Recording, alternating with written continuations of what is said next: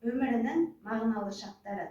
Мектеп болып содан бақты тапқаны, ұстаз деген сол ұяның жүрегі, ұстаз деген сол ұяның мақтаны демекші.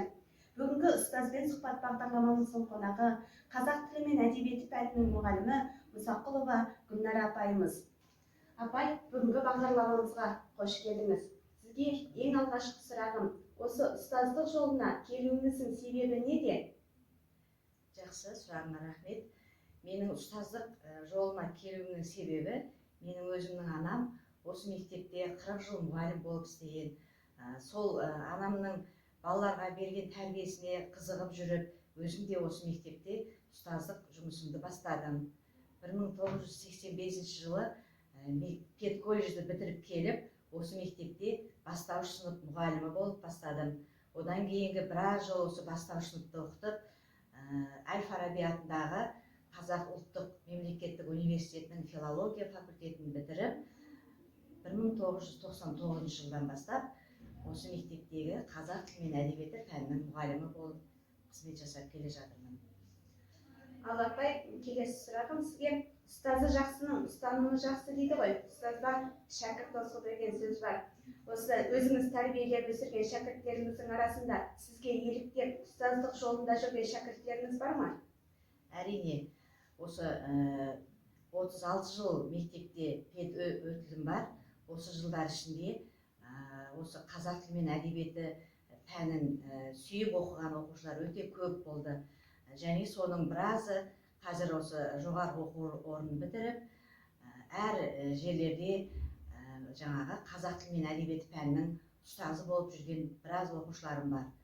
Мысалы, атап айтқанда, Сайлыбаева Гүлнара деген оқушым бар, Кегенбаева Клара деген оқушым бар. Ол да қазақ тілі мен әдебиет пәнінің мұғалімі, және сол өзінің мектебінің оқу ісінің меңгерушісі болып қызмет атқарып келе жатыр.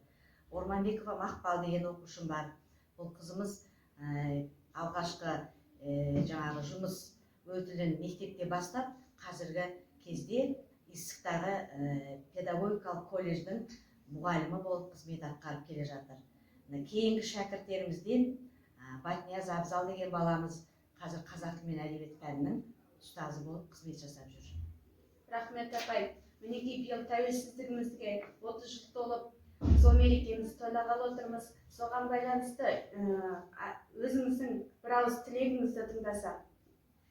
Мен енді қазақ тілі мен әдебиет пәнінің мұғалімі болғандықтан, өзімнің жаңағы ойымды өлең жолдарымен жолдасам деп отырмын.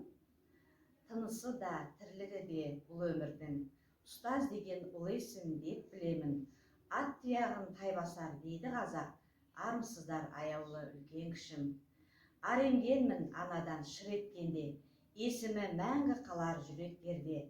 Анам ұстаз, ал мен оның шәкіртімін, сондықтан да мүмкін емес жыр етпеуге.